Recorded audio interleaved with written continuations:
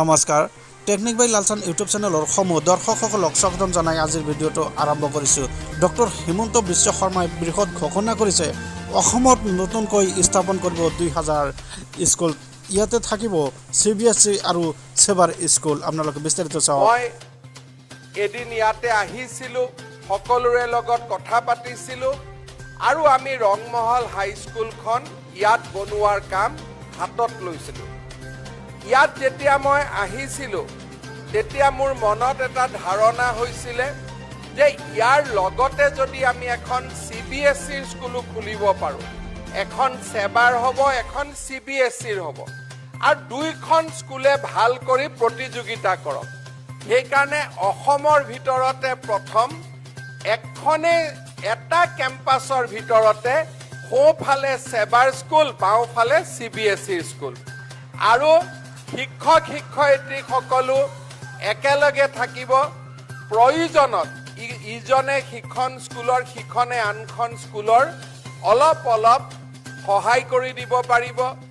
য'ত CBSEৰ পাঠ্যক্ৰম ভাল তাত সেবাৰ স্কুলখনৰ ল'ৰা ছোৱালীয়েও তাক শিকিব পাৰিব আৰু সেবাৰ যিখিনি ভাল সেইখিনি আমাৰ CBSEৰ ল'ৰা ছোৱালীখিনিয়েও পঢ়িব পাৰিব। ৰংমহল হাইস্কুল এখন ঐতিহ্যমণ্ডিত বিদ্যালয়। 1942 চনত মধ্য ইংৰাজী বিদ্যালয় হিচাপে এই ৰংমহল হাইস্কুলৰ শুভাৰম্ভণি হৈছিল। 1959 চনত ই হাইস্কুললৈ উন্নত হৈছিল। 1977 চনত এই বিদ্যালয়খন প্ৰাদেশিকৰণ হোৱাৰ লগে লগে আমাৰ এই অঞ্চলটোৰ শৈক্ষিক পৰিৱেশত অত্যন্ত ইতিবাচক বৰঙণি আগবঢ়াই আহিছিলে।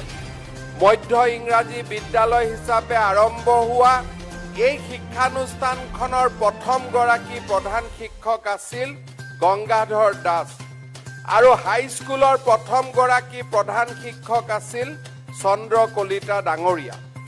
আনহাতে এই শিক্ষানুষ্ঠানখন গঢ় লৈ উঠাত গোলাপ চন্দ্ৰ চৌধুৰী, নৰেন্দ্ৰনাথ শৰ্মা, নবীন বৰা প্ৰমুখ্যে বহু লোকে সেই সময়ত অগ্ৰণী ভূমিকা গ্ৰহণ কৰিছিল। আজিৰ এই পবিত্ৰ মুহূৰ্তত মই তেখেতসকলৰ প্ৰতি আন্তৰিক শ্ৰদ্ধা জ্ঞাপন কৰিছোঁ আৰু আজিৰ পৰা নৱনিৰ্মিত ৰংমহল হাইস্কুলৰ বিল্ডিঙত আমাৰ শিক্ষক শিক্ষয়িত্ৰীসকলে আমাৰ ছাত্ৰ ছাত্ৰীসকলক এক মানৱ সম্পদ নিৰ্মাণ কৰাৰ বাবে প্ৰচেষ্টা চলাব, তাক মই আন্তৰিকতাৰে সৈতে কামনা কৰিম। এই বিদ্যালয়খনৰ লগতে আজি আন এক নৱতম সংযোজিত হ'ল আমাৰ এই বিদ্যালয়খনৰ লগতে এখন আদৰ্শ বিদ্যালয়। এই আদৰ্শ বিদ্যালয়খন CBSEৰ কোৰ্চ হ'ব আৰু ই ইংৰাজী মাধ্যমৰ বিদ্যালয় হ'ব। বৰ্তমান আমি আজিৰ দিনটোত, আজি আৰু কালিৰ দিনটো মিলি ৰাজ্যখনত 18খন নতুন এনেধৰণৰ CBSEৰ পৰিচালিত আৰু ইংৰাজী মাধ্যমৰ আমি 18খন বিদ্যালয় স্থাপন কৰিম। তাৰ সমান্তৰালভাৱে আমি অসমীয়া মাধ্যমত 19খন চাহ বাগিচাৰ আদৰ্শ বিদ্যালয় আমি স্থাপন কৰিম। আদৰ্শ বিদ্যালয় স্থাপনৰ মূল উদ্দেশ্য হৈছে ৰাজ্যৰ ছাত্ৰ ছাত্ৰীসকলক বিশেষকৈ প্ৰতিটো সমষ্টিত এখনকৈ স্কুল আমি আদৰ্শ বিদ্যালয় হিচাপে CBSE পাঠ্যক্ৰমত আৰম্ভ কৰিব খুজিছোঁ, যাতে দৰিদ্ৰ পৰিয়ালৰ অভিভাৱকসকলে ইংৰাজী বিদ্যালয়ত পঢ়ুৱাৰ বাবে বা CBSEত পঢ়ুৱাৰ বাবে গাঁঠিৰ ধন যাতে ভাঙিব নালাগে। চৰকাৰী পৰ্যায়তো এনে সুবিধা যাতে উপলব্ধ হয়।